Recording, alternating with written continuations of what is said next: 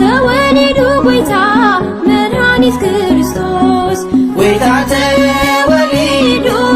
አብ ቤተልሔም መላእክት ዘመሩ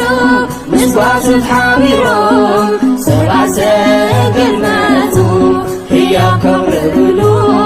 መልሕም ተገሊጹ ዕልል ዕልል በሉ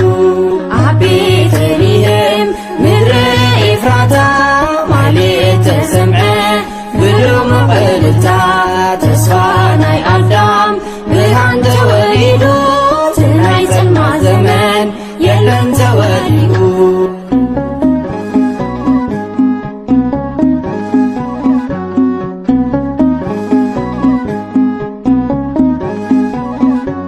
ፍቕሪ ስዒብዎ